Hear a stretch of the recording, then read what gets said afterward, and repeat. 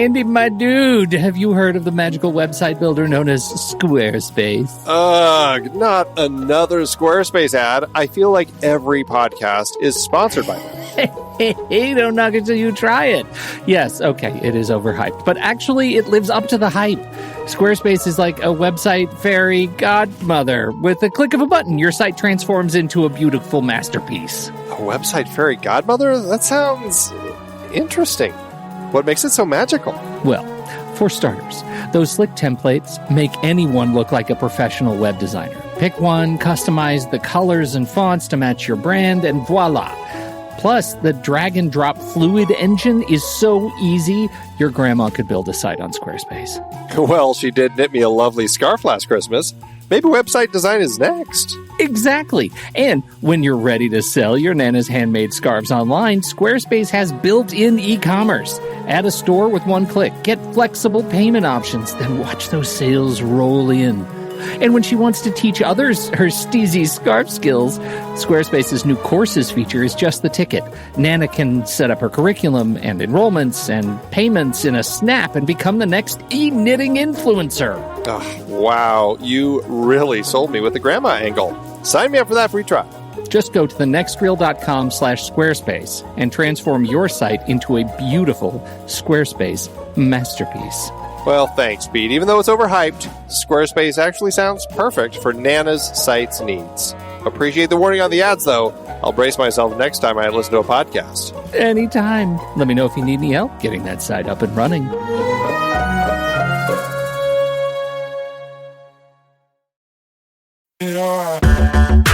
Andy, can you believe we've almost hit 700 episodes of The Next Reel? I know, it's crazy. And with all the other episodes in our family of podcasts, we are well over 1,200 episodes of movie conversation. It's really pretty amazing that we've gotten to have these in-depth movie chats every week for over a decade now. And we couldn't have done it without our loyal community of film fans. Their support over the years has meant so much. For sure. That reminds me, we should give the merch store a shout out. Buying shirts from thenextreel.com/merch is a great way listeners can continue to support the show. Plus, they get to sport our great designs.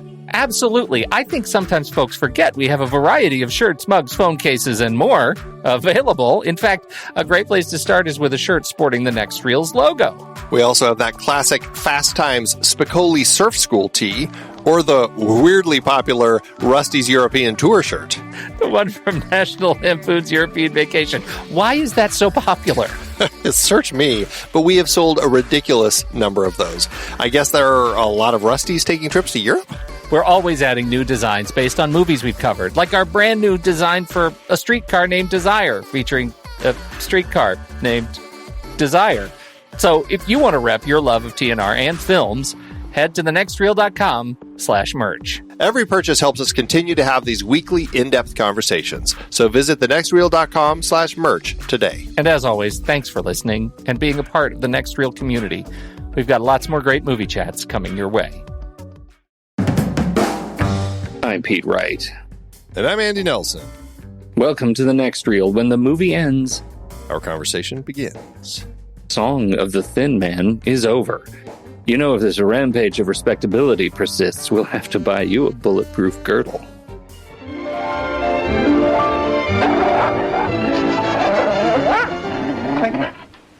You're magnificent. We just have to walk 10 minutes in various directions until we find the right institution. What, you've got the nose of a bloodhound. Don't let him worry you. The rest of your face looks fine. I wouldn't know anything about Hollis.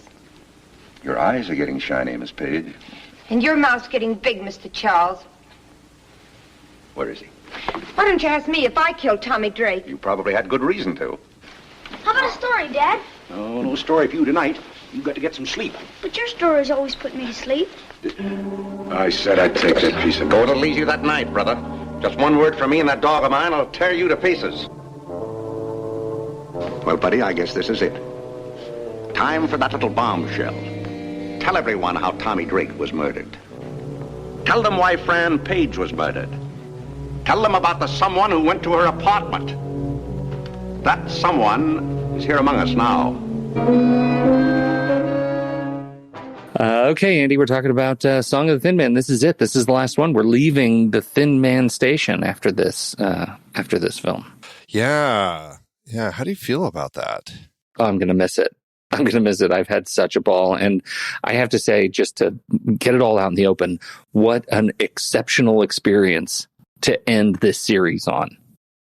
I really enjoyed this movie in particular. I thought it was just a gem in the overall set of 6.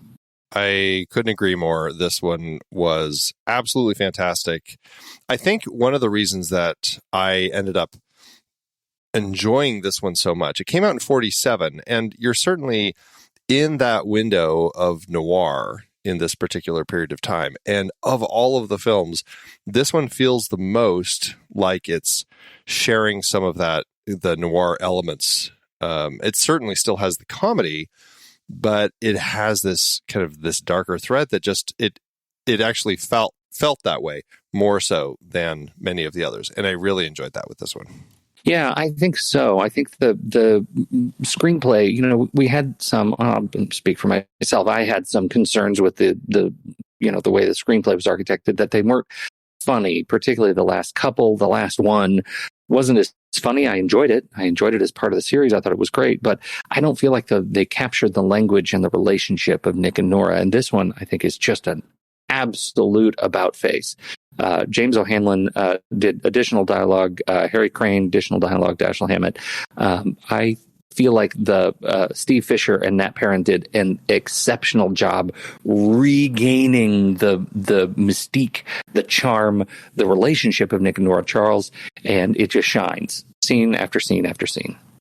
It really does. It works very, very well. I looking at the two of them as individual writers, Steve Fisher was very much a pulp author who was very popular and with his pulp stories. So he kind of came from that background before he kind of shifted and gained popularity with more popular fare like Saturday Evening Post and eventually Hollywood screenwriting, but was still writing the sorts of crime stories that this fits into. So he very much is bringing that into the work that he was doing. And then Nat Perrin is somebody who did a lot of jokes and stuff with the Marx Brothers and the film Hell's a Poppin'. He wrote that. That's something, I think he actually wrote the musical, and then it was adapted into the film as well. And so I think that's somebody who's bringing the comedy. And so when you pair these two, it just felt like a really natural fit as far as how they crafted this story that had the crime, had that, like I said, the noirish elements throughout, but then also allowed the comedy to really shine in very laugh out loud ways. For sure. And I want to make sure I left one out. We got a story by credit from Stanley Roberts, another screenwriter behind the Caine Mutiny, and others. I don't know the extent to which Stanley, his contributions are felt over Steve and Nat, but it's a movie that regains the foothold of Nick and Nora in the spirit of these movies. And it's such a surprise at the 6th movie after we've been with this character or these characters for so long now that it is still, it shines so brightly, I think is a real gift. I love it. Yeah, for sure. Well, when this film came out, this film passed. It was approved by the National Board of Review. We are in safe zone. Oh, thank goodness. Yeah, I know you were concerned.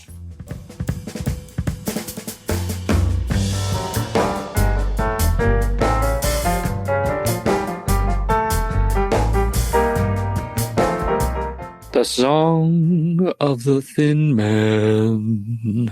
So first question, and we talked about this in our pre-show chat a little bit. We had a pre-show chat for our members about songs from movies that weren't necessarily musicals.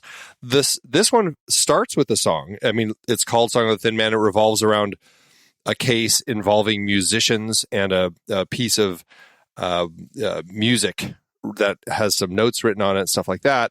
So it ties into the title, which was great.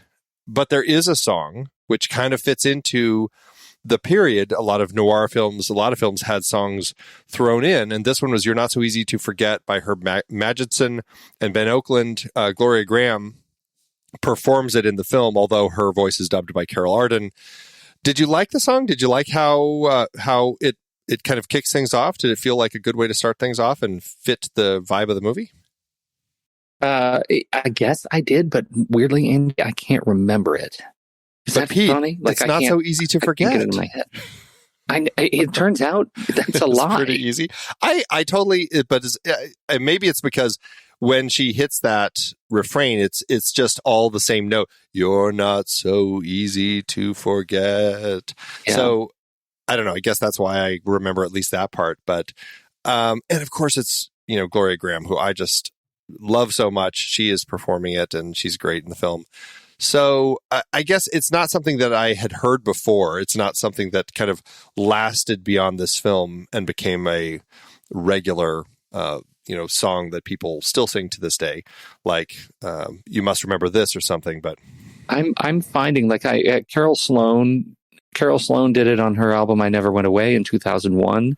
But there are not very many that pop to the top of the streaming services, at least. You're right. It's pretty slim pickings on Not So Easy to Forget. Yeah. But to that end, I like that there's a song in it. It fits the times.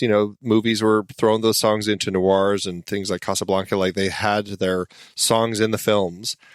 So it kind of fits the tone of all of that. And I like that it does feel like it's tying in to what we're getting with the story. So I think that works pretty well.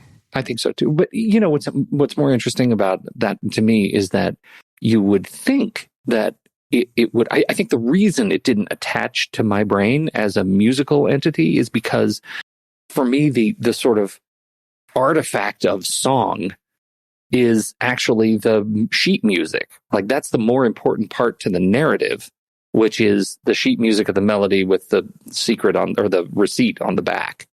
And so in terms of, what the song represents, I think I kind of ignored the music as just another set piece. No, I can see that. And obviously you're right with the sheet music with the note written on the back. Obviously that comes into play as kind of a key plot point, even if it does get burned up fairly quickly in the story. But at least Nick had seen it. At least there's this conversation about it. They know what it was and what it was for, and it does tie into the plot. So yeah, and the fact that we're dealing with musicians in the story, so all of it feels like a natural fit, and I liked it. And we're back on the East Coast again. Yes, we are, and we open on a boat. SS Fortune, the gambling ship. The gambling ship. This is a hoity-toity, like an ahoy polloi kind of gambling ship. Everybody's dressed to the nines, walking from table to table. It's a casino boat hosted by their benefactor, David Thayer. And we meet Nick and Nora Charles sort of in the middle of their gambling event, and they start exchanging wonderful quips and wandering about. And we start meeting some of the colorful characters that are going to be with us on this journey. What do you think of opening the thing on a boat? I loved it. I loved that sense of a different space that we're in. We're in a fairly confined place for the start of the film, where we're meeting our characters all the way up through the crime. Really, it was a nice way to kind of put everything into one space that still felt recognizable, yet something we hadn't seen in this franchise yet. So I thought it worked pretty nicely. Yeah, and I like setting Nick kind of on sea legs, right? There are a couple of times where he's in a boat and down on the docks, and it's just an interesting setting to have this guy who's constantly, dressed up in this suit, this, all obviously of the era, wandering around on a dock trying to, he throws his voice, he does, as he's in part of his sneaking about and his little bits of espionage. I think it is a great setting to open this particular entree. Yeah, and again, just tying it into the time, I'm not sure when gambling ships like really came into their own. But I don't know. It seems like when you're looking at a ship like this and everybody is dressed to the nines, it seemed, as I'm doing some research as we're having this conversation right now, and it really seemed, in order to avoid a lot of these gambling bans and things like that, that they were able to go out onto the boats. And they really used these ships, the 20s through the 40s, peaking through the Great Depression, which makes sense. You could get out onto the water and not have to worry about this. The people that we're seeing on this little boat are all very well-to-do. They're all in their nice outfits and everything. I mean, obviously, it's Nick who always knows criminal elements everywhere he goes. But Nora always is kind of fits among the hoity-toity and the upper crust, and you definitely get a lot of that here on the boat. And so it definitely has that vibe of a nice place for people to go where they can get away and do some gambling where they're not going to get in trouble for it. Isn't it interesting as just yet another artifact of the Haze Code that, we opened this movie with just open gambling, which I thought was, worth at least a note. Yeah, and I was actually thinking about that with this particular film because the Haze Code obviously was still into effect very much. I think we talked about it early in this particular series where it was running into the late 60s, but it started weakening a lot in the 50s because of TV and other sorts of things with people fighting it. And then the MPAA, of course, came in after the fact. But I found that curious with this one because I was like, I wonder, there's definitely a lot more drinking in this one. I mean, you don't have Nick wandering around drunk or anything like that, which he was definitely doing in the early films. But there's a lot more drinking in this one. And so I was wondering if the gambling boat, like those sorts of things, was a little bit of them kind of pushing back, wanting to do something with a little more edge at the time, That's exactly what it felt like to me, that this movie represents an airing of grievances. That they're frustrated by some of the limitations that were imposed on them on the Haze Code, and they're trying to say, look, we're gonna move as far as we can against this particular set of investigation legislation, buffoonery, and tell some stories that we want to tell. And I thought that was wonderful. Well, and a lot of this, the noir sensibilities, that whole crime story element that was really prominent in this period also was kind of pushing against the Haze Code as well. And obviously they still had to deal with it in their own way. But I think people were enjoying these darker sorts of stories, and the fact that inevitably with these particular stories, the Thin Man stories, it's about a criminal who gets their comeuppance. And so that element of it allows them to probably get away with some of this stuff, Well, and jumping to the end, you had a note about how interesting it is in this particular movie, how the bad guy gets that comeuppance in this movie, which is unique. Right. Yeah. This was the only one where I guess we should start our spoiler horn now, just so people know. Here it comes. The guilty party gets killed in this film instead of arrested. Not just killed, but really killed. Really, so killed. Like she just, it's Mitchell, right? Yeah. Mitch confesses, and Phyllis, her husband, she shoots him several times. Yeah, because she had committed that she would kill whoever killed her lover. Yeah. And she didn't know it was her husband. And obviously she was involved in some other things, like trying to pay off her lover's debt with this necklace and stuff like that. But once Mitch confesses, she shoots him a number of times. Yeah. So that's so much shooting. Yeah. Which actually is interesting also for the Haze Code, because you'd think, yes, there is that sense of the guilty party has received his comeuppance, but at the same time, now she is also a killer. Is that okay in the eyes of the Haze Code, or would they say, well, now she also has to be arrested because she should have let him get arrested by the police? Right. Yeah. I don't know. Right. But it fits so perfectly with the tone of this film. Yeah. The movie at least is honest with itself. Correct. So we began at the end, but let's jump back to the beginning. How does the mystery set up? I mean, I really liked the mystery. I felt that the complexities of it worked in context of what they were setting up as far as, why this guy was killed. He had this debt. Was it the people that he owed money to? The whole thing with the jilted lover, like there was kind of a few different angles that we had going on to give us a lot of red herrings, which played really well. Jealous bandmates, like there were a number of things that worked for me.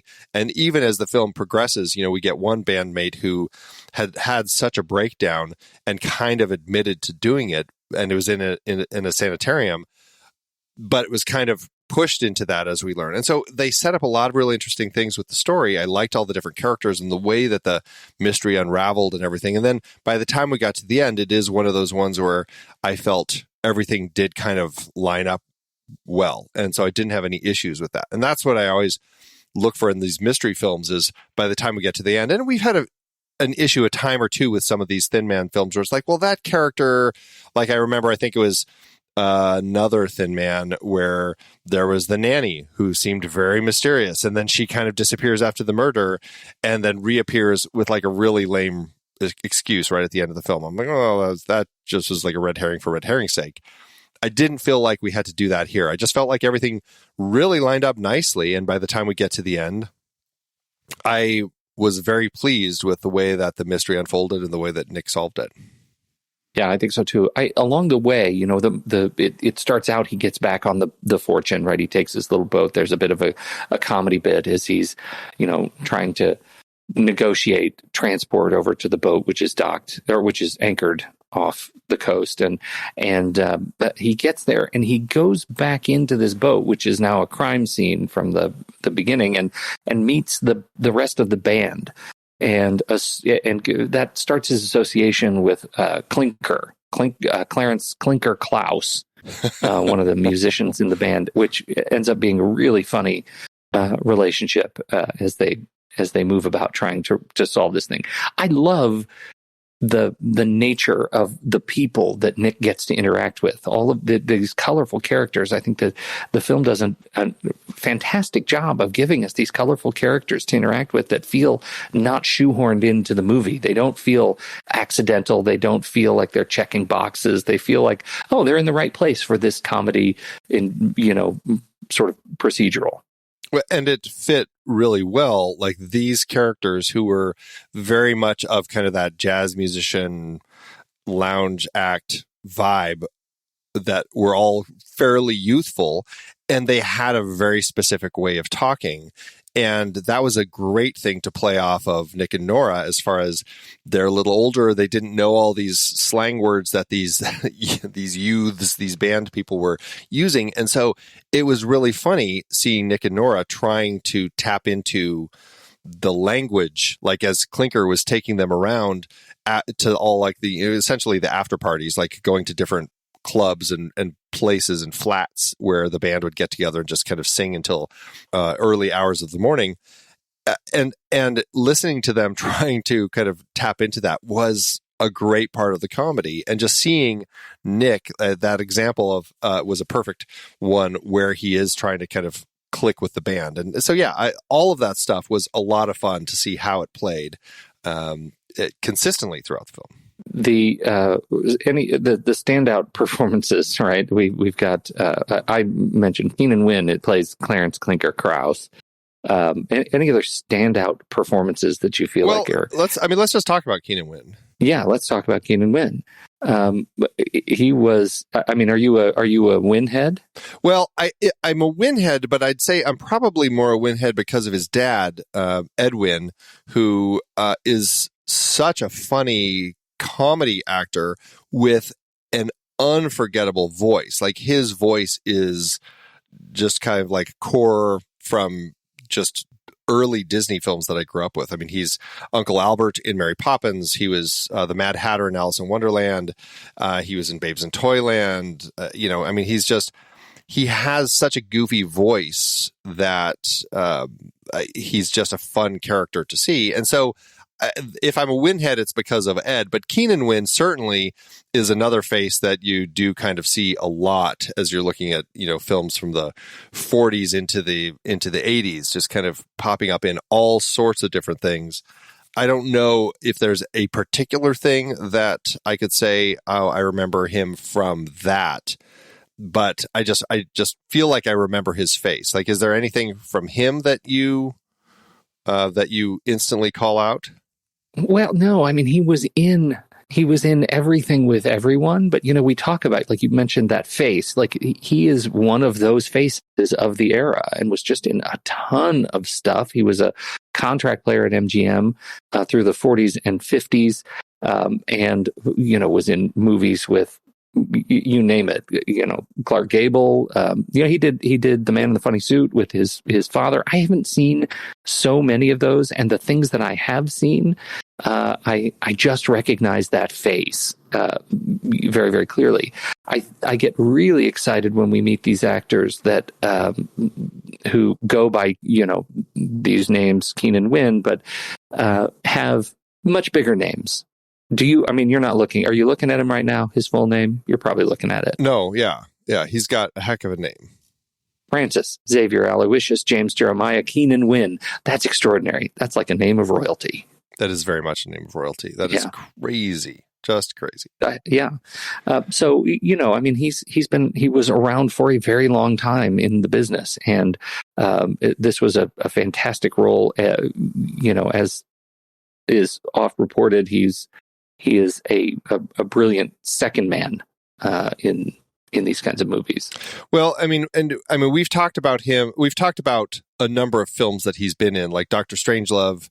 He was Colonel Bakwano in that. Right. So there's a great bit of, he's kind of the straight man in that particular scene with Peter Sellers when he's trying to get he's at the base trying to get the information and stuff. Right. He was in stuff like The Americanization of Emily, which we haven't talked about, but it's a great movie. What was the other one that we did? Once Upon a Time in the West. He plays the sheriff auctioneer in that. He was in, what was the other? Oh, Piranha. He ended up in Piranha that we did in our Aquatic Killers series. Right. And we didn't have this in our Aquatic Killers, but he was also in Orca, the movie about the killer whale. So, yes, big fan. Yeah, so he's a guy who just pops up in a lot of things, and I enjoy him in this as this jazz performer who kind of is helping Nick out. So for sure. What about Dean Stockwell? So he's not one of the bandmates, but little Dean Stockwell pops up in this. Yeah. Where did you first know Dean Stockwell from? Is it possible that it was? I have a feeling it's the same thing. He was jumping through time. Well, he was helping Scott Bakula jump through time. Okay, that's fair. In Quantum Leap, he was the tech who was like helping him, like, get everything put together. So that is likely where I first saw him and thought of him more as the guy from Quantum Leap. So when I saw Blue Velvet, I'd say, oh, he's the guy from Quantum Leap. Or Dune, hey, there's that Quantum Leap guy again.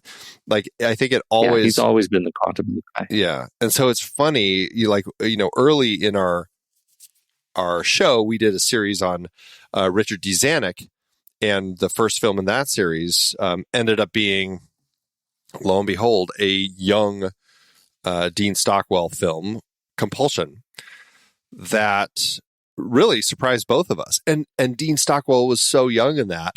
It's like we're watching the early Dean Stockwell stuff without realizing that, he had been acting a long time before that too. A long time, right? Yeah. His first credited role, the Valley of Decision, he played Paulie in 1945. Which was early in his career. Yeah, 9 years old. 9 years old, but he had 1, 2, 3, 4, 5, 6, 7, 8, 9 films before Song of the Thin End. That's already a career. Well, and what's interesting about him, I don't think I knew this about him. His whole family was very much an entertaining family. They were vaudevillians. his dad Harry Stockwell was on Broadway productions of Carousel in Oklahoma, and he was the voice of Prince Charming in Snow White, Disney's Snow White and the Seven Dwarfs. I just like something I never had realized, like exactly how prominent of a performing family he came from. Yeah, for sure. I actually, I mean, I knew of Harry Stockwell just as the legend in the theater and never made the connection that he was Dean Stockwell's father. I also never really made the connection that Dean Stockwell was a child actor, right? The fact that he transitioned from childhood performing to adult performing and had a successful career of it. I am not aware of any real struggles that so many child actors have in Dean Stockwell's history. Are you? I don't know if I had heard really any issues in his. Had you heard anything with him? According to his bio, he dropped out of showbiz for a while in the 60s and became a hippie with Neil Young and Dennis Hopper. Does that really count dropping out of showbiz or just turning the corner on it?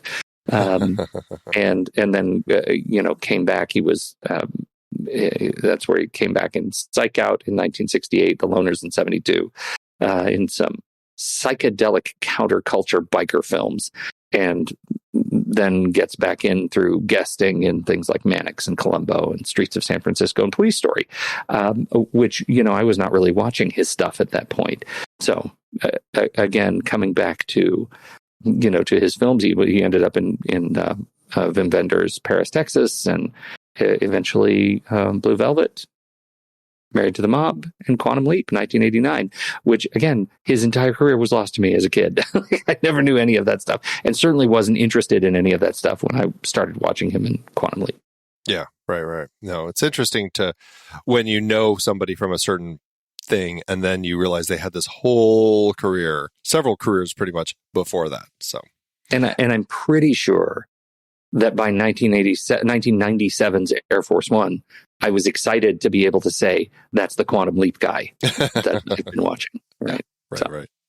And he's great in this as the son, Nick Jr., a little bit older than we had seen him in previous films. And here, like, he's got a little bit of banter that he has with Nick. Like, he plays that well. And so I thought he fit perfectly for this franchise. I did too. The other credit I just want to call out before we move completely on from him is he was in 15 episodes of Battlestar Galactica, the 2004 reboot, and he was awesome in that show. And I just know after we go down this litany of all of his credits, if we don't mention Battlestar Galactica, we're going to be called out for that. Crazy. Well, I don't know if we'll be called out, but what's funny about that is I'll be called out for this. Like, I don't remember him in the show. Who is he in that? Well, he wasn't in very many. I mean, it's of its like 74 episode run. He's in just a few of them. But he was a Cylon ambassador. Right. Okay. Yeah. You know what I'm talking about? It's coming to me. Yeah. Okay. So, yeah. Anyway, love that show so very much. Yes. Speaking of performers, we also have a repeat, which is interesting. And we've had it in the past in this franchise, but this is the first time we're having somebody so fresh. We just had Leon Ames in The Thin Man Goes Home. He played in that film Edgar Drack, one of the pair of husband and wife who were trying to buy the painting so that they could sell it to their person. And he was, not telling his wife how much he sold. There was a whole thing in that last film. Leon Ames pops up as Edgar Drack in The Thin Man Goes Home. And in this film, he shows up again. But here, he is our killer. He's Mitch Talbot, and who ends up getting killed by his wife, Phyllis. And what's interesting that the intentions apparently were to bring back the pair from The Thin Man Goes Home. They were going to have Leon reprise his role as Edgar Drack, and along with Helen Vinson as his wife, but she wasn't available. And so they ended up changing the Dracks to the Talbans. And so Leon ended up going from the role of Edgar Drack to the role of Mitchell Talbot. And so it was kind of a strange little surprise to have the same actor from one film to the next playing a different character.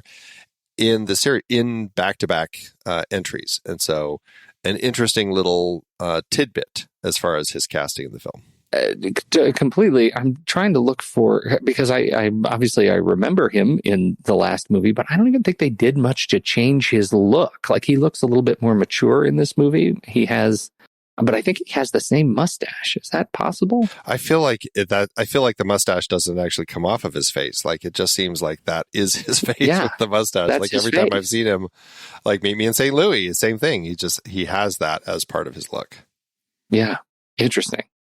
Did you notice when we were watching the movie, that's the guy from, we just watched the last movie. No, but I think like I see so many of these faces in the films that I think I'm just like looking at them all as, just faces. They all kind of start blending together because I'm seeing them all playing out so often in the movies. I'm not sure what Helen Vinson was doing at the time where she couldn't do this, because I'm wondering if she was doing Broadway or something, because her film career stops with The Thin Man Goes Home. She does not do another film afterward. And so it makes me wonder, what was she doing where she was busy and couldn't or wouldn't perform in the film, Yeah, right. Do you have any other notes on Leon Ames, your favorite films of Leon Ames? I mean, he's been in a lot of stuff. Oh, well, like I said, Meet Me in St. Louis is always kind of my go-to with so many of these people that we've been seeing in these, just because I think that's just a kind of a family favorite as far as one of our favorite musicals. He's a person who's been in a lot of movies. So I don't know if I have something else that is a favorite, but I think of, like, when I look at the list, I'm like, oh yeah, Peggy Sue Got Married. He was in that, and that was his final film role. Things like that. It's pretty interesting to see him with such a wide swath from the 30s all the way into the 80s.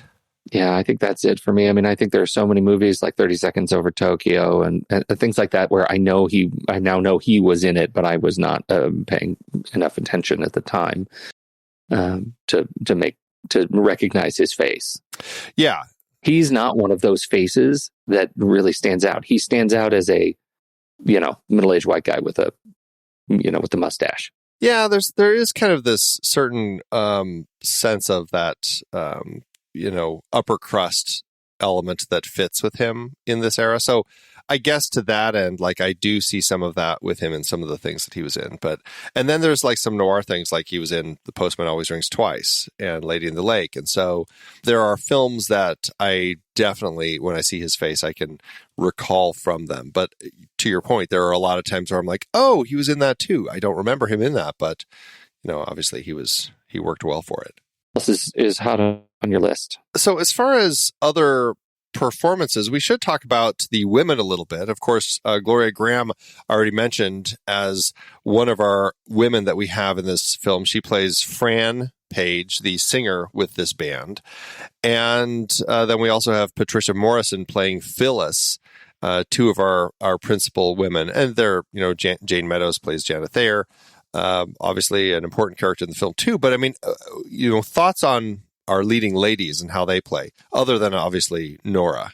Yeah, functional. I think I really, I like Gloria Grahame so much, and just even the way she handles herself in this movie. There's a lot of elegance. There's a lot of smarts. I feel like the movie is. I feel like the movie is really, still around. For me, I'm just paying so much more attention to Myrna Loy that I don't look at anybody with that much more sophistication, because I feel like Myrna steals it. Yeah, I definitely. I mean, Gloria Grahame, I just always enjoy. I think she's an interesting character in this film, and she plays. Her character fits in as one of those characters that, like, is she a potential red herring? Could she have done it and then ends up dead? And so we've had those sorts of characters too. And so, it works well in the context of the film. I hate seeing her character get killed because I love Gloria Grahame, but she works well with what they're doing here, so I like her. And I do like Phyllis, like Patricia Morrison. I thought played Phyllis great, like the necklace that she was wearing and then wasn't wearing, and what's going on, and the time when it's like Nick meets them because he finds this necklace at her feet, which clearly she had put there as a way to kind of pass it off to pay the debt of her lover. And then Nick gives it to her. He's like, "Oh, I think you dropped something." And she's like, "Oh, thank you so much. I'm so sorry." And that's how they meet. And so it was a kind of a fun way into that whole thing. And so I kind of liked that bit with her. And then building up to the end when she totally just unravels.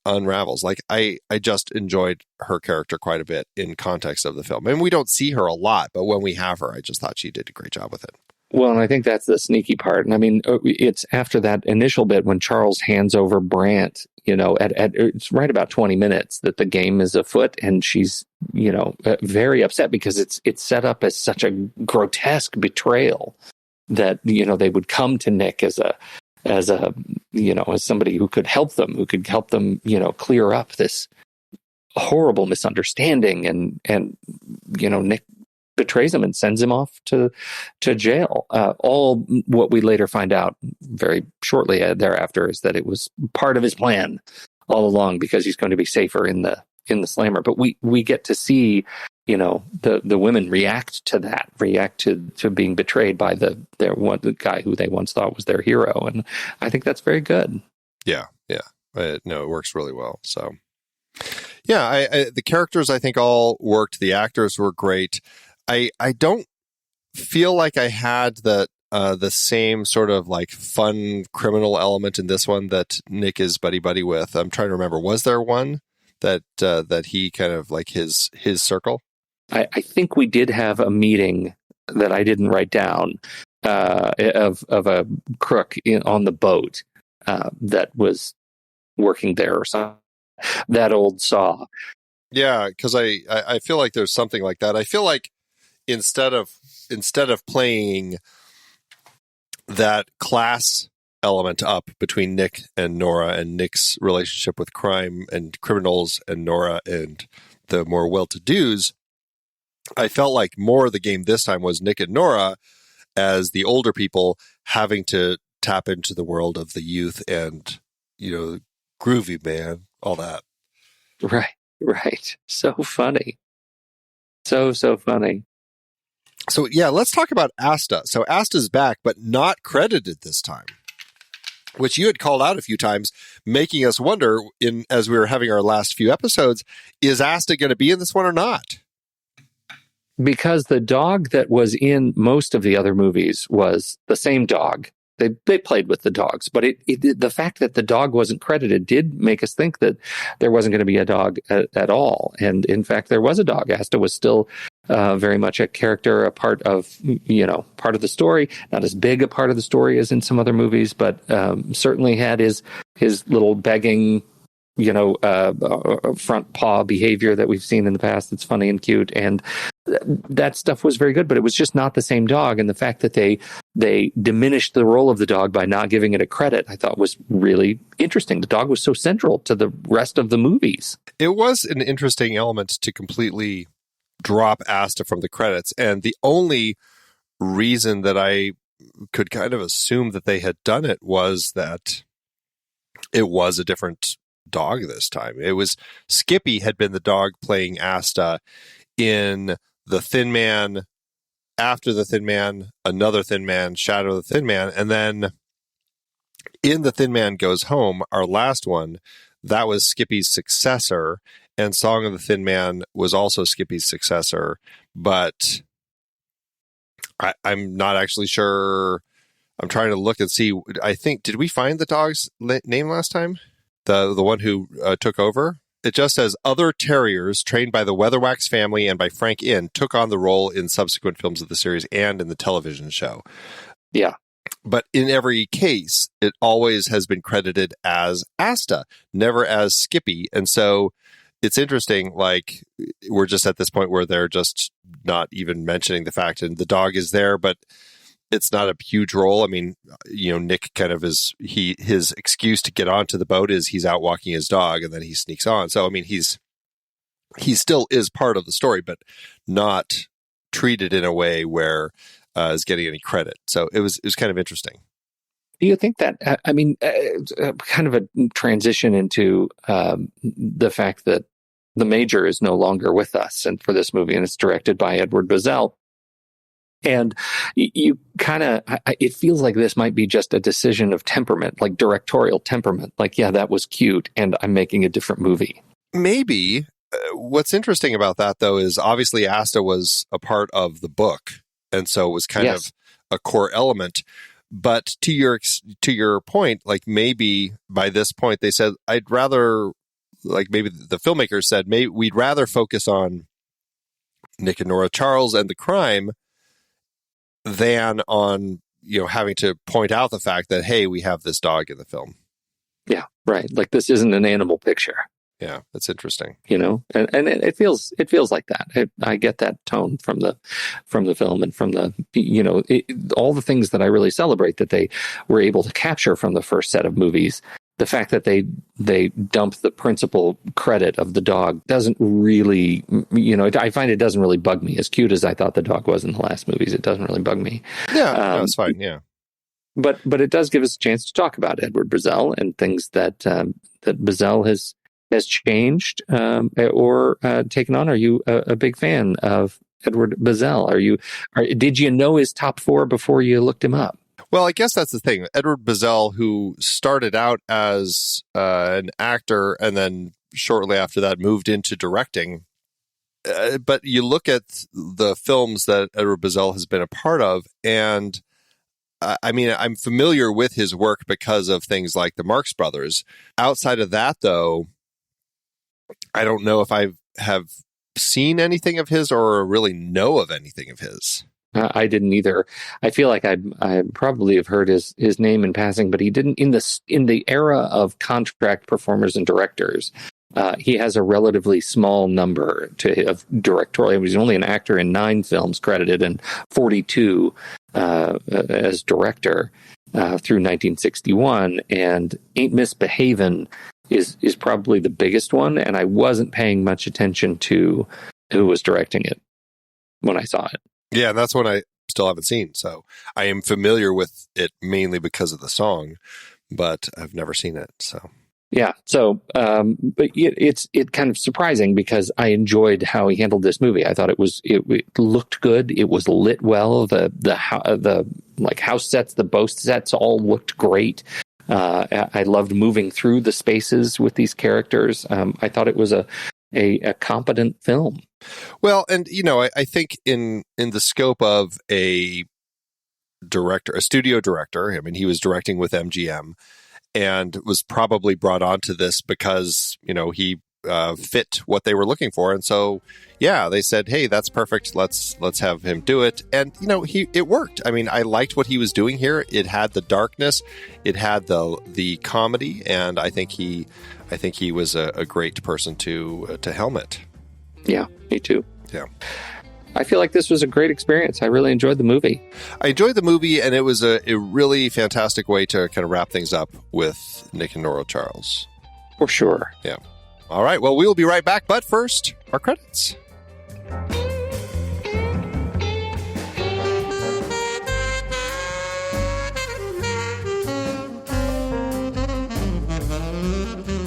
The Next Reel is a production of True Story FM, engineering by Andy Nelson, music by Mark Yancheski, Oriel Novella, and Eli Catlin.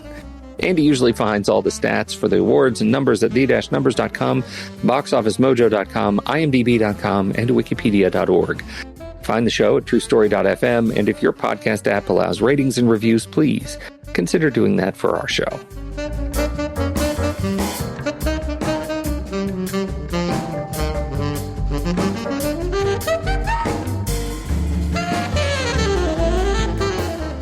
This is the last of the movies, but not the last of the Charleses. That is correct. Yeah, Nick and Nora Charles, they were so popular because of the films. I mean, obviously there was the book, which spawned some popularity, but really it's the movies that took off because of Powell and Loy. There was a radio show, The Adventures of the Thin Man, that ran from 41 to 1950. There was a TV show that ran for 2 seasons from 57 to 59. There was a TV movie in 1975 called just Nick and Nora. There was a stage musical in 1991, Nick and Nora. There was a stage play. There was in 2009, again 2018. The Thrilling Adventure Hour did a stage show where the 2 people were characters named Frank and Sadie Doyle. There were parodies in Nick and Nora. In 2011, they actually started talking about rebooting this franchise with Johnny Depp as Nick Charles. That ended up getting shelved. And then we've talked about it already, but in 1976, the film Murder by Death, they were spoofed as Dick and Dora Charleston. They had to do at awards season. Well, for the last film in the franchise, nothing. Just like the previous ones, this is another one that, it was released as a film that was a good time. It was fun, but I don't think anyone was looking at these films by this point as award films. All right. Well, at least we get to talk about the budget. Oh, yes, we do. How to do at the box office.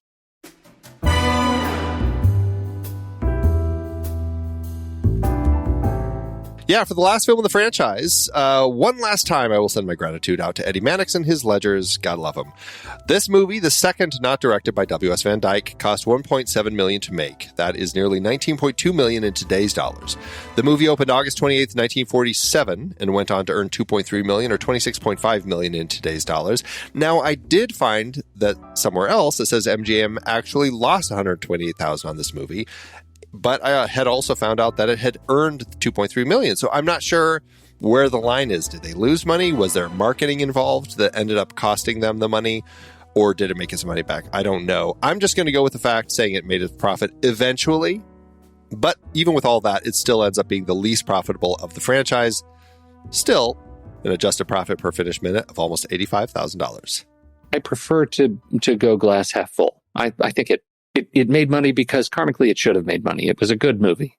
Yeah, absolutely. And so, it could have been, at the time, the audience for Nick and Nora Charles was growing smaller and smaller. They were kind of, while the studio wanted to keep cranking them out, this happens with franchises. They hit this point where the return on investment dwindles with each film, the subsequent film. And so they get to this point where like, well, I think we're just wrap it up now. But to your point, it still was a great film. I'm really glad that we talked about this franchise because I had such a fun time walking through all of these films. Me too. It was just delightful. And I count this whole series as a huge win. 100%. Anytime I get to see William Powell and Myrna Loy working so well together, it is just a delight. For sure. All right, well, we will be right back for our ratings, but first, here's the trailer for next week's movie, Anurag Kashyap's Gangs of Wasseypur, Part 1.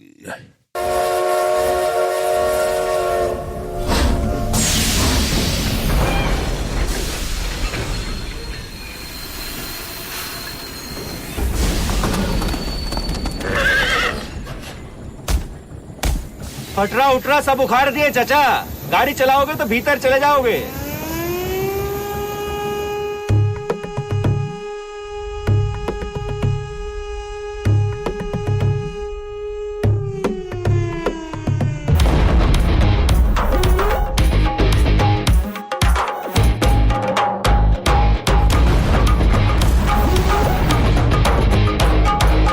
हमारी जिंदगी का एक ही मकसद है बदला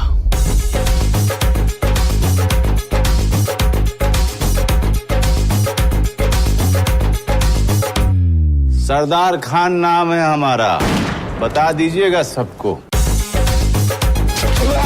उसके मुंह में तार डाल के गांड से निकाल के इसी प्लाट पे पतंग न उड़ाई तो हमारा नाम है जिया हो बिहार के लाला हर जिया तू हजार साला जिया है बिहार के लाला पहचाने हमें दामादी विधायक है अरे जिया तू हजार साला हमारे बेटे दानिश कुछ हो जाता ना इतना गोली मारते कि आपका ड्राइवर भी खाली खोखा बेच के रईस बन जाता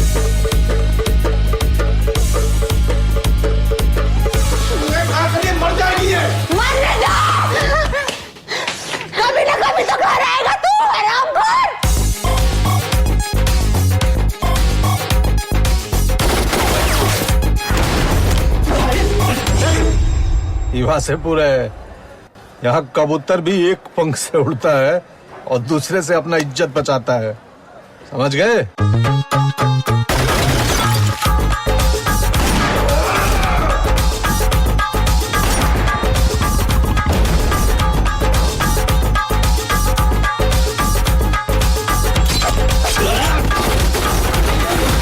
मजा आ रहा है? मजा आ रहा है? सूंघ के बताओ मंत्री जी, नाश्ता में क्या खाए हैं? जोरू का माँ। हाँ।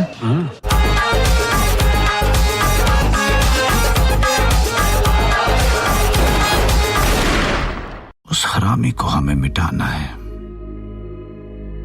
Letterboxd, Andy, you can use the discount code of NEXTREEL or just visit thenextreel.com/letterboxd to sign up. You can get 20% off your pro or patron upgrade. What are you going to do with this one? This has been a hand-wringing decision for you. This franchise is a big success for me. I had a wonderful time with it. I think, let's see, I started with The Thin Man at 3.5, and then I was at 4, and then 3, and then 3, and then 4, and then I think last week was also 4. I feel like this is a real high note for the thing. I might go 4.5. I think that's where I'm going to sit with this one. 4.5 stars. That seems exuberant. Like, so exuberant not to give it that last nudge of that half-star fall. I think I'm going to land at, I'm Pete, no half stars, right? I think I'm going to land at 4 stars. But I do think there's room on revisiting these movies to make this possibly my favorite of the set. I had a great deal of fun with this movie. So I think there's some real high notes, 2 real high notes in the first set, and this one in the second set of 3 movies that I think is a huge win. So yeah, 4 stars, definitely a throbbing, beating heart for The Song of the Thin Man.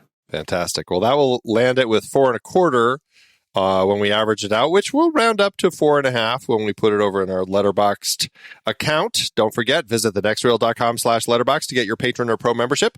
It works for renewals as well. And remember, we have our own membership. You can learn more at thenextreel.com/membership.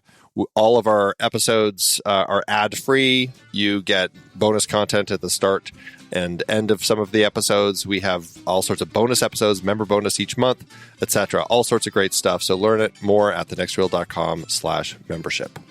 So what did you think about Song of the Thin Man? We would love to know. Hop into the Show Talk channel over in our Discord community where we will be talking about the movie this week. When the movie ends, our conversation begins.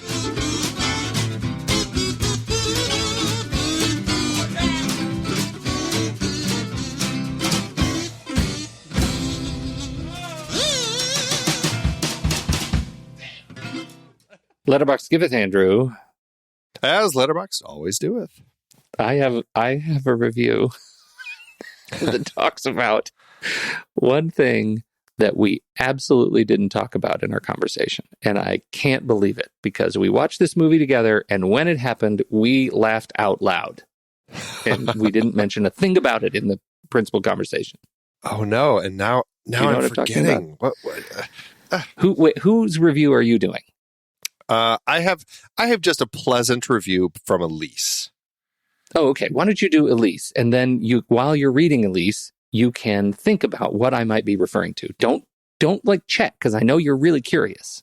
I am very curious. Mine is by Elise, who gave it 5 stars and just has this wonderful sentiment. No man will ever love his wife the way Nick loves Nora. And yes, I am crying right now. Okay, that was good. Are you ready to be blown away by the thing you aren't remembering? I'm ready. I am ready. This is a 3.5 star from Ely. How deep into the movie is it? Let me try to think on this. It's pretty early. Pretty early in the movie. And let me just say, poor Dean Stockwell. Poor Dean Stockwell. I'm just going to read it. Stop. Okay, just read it. Okay, just do it. Ely says, I think all movies should contain a scene where a father stares at his son's ass and vividly hallucinates flashbacks of their life together just before he spanks his son with a newspaper as punishment for neglecting his piano lessons.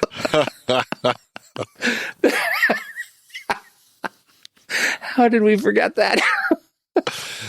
That was one of the funniest things I had ever seen. It was exceptional filmmaking. It was great. Exceptional filmmaking. It was great. Mr. Buzzell. Thanks, Letterboxd. It is hard to believe we've been having in-depth weekly conversations about movies since 2011. Oh, you're telling me. Producing this show week after week is so much fun, but it does require a ton of work behind the scenes. If you'd like to help support our efforts, one easy way is by using our Originals page when shopping for books and movies that we've covered. Your purchases made through our links give us a small commission at no extra cost to you, and allow us to keep having these great discussions. The Originals page at thenextreel.com/originals links to the source material from all of our adapted film discussions. Purchasing through our links support the show at no extra cost to you. In Season 12, the focus was big franchises and series. We covered both Paddington films, adapted from the beloved children's book character created by Michael Bond. Oh, I love those films so much. Hugh Grant is perfect. For our Pitch Perfect series, the first film was adapted from Mickey Rapkin's nonfiction book about collegiate a cappella competitions. It's like a short story of my life, literally. I lived college a cappella. Sing it, brother. I lived college a cappella. I didn't mean literally. You know who you're talking to, right? The Twilight Saga dominated the season with 5 films adapted from Stephenie Meyer's vampire romance novels, Twilight, New Moon, Eclipse, and the 2 Breaking Dawn parts. Dominated with awkward romance and nonsense logic is more like it. That too. Another Thin Man brought us back to Dashiell Hammett's only Thin Man sequel based on other Hammett material, The Farewell Murder, that wasn't just based on the characters from the first film. We talked about Trainspotting and its sequel, T2 Trainspotting, adapted from Irvine Welsh's novels. I hate the sequel's name. I do too. And the entire Lord of the Rings trilogy adapted from J.R.R. Tolkien's epic fantasy series. Love these. Extended editions all the way, baby. Plus, all the Mission Impossible films based on the 1960s TV series. And we've still got at least one more to go. Members got to hear us chat about The Hustler and The Color of Money, adapted from Walter Tevis's books. Get all of these books and more at our Originals page, thenextreel.com/originals. Start your next read from the movies we've covered at thenextreel.com/originals.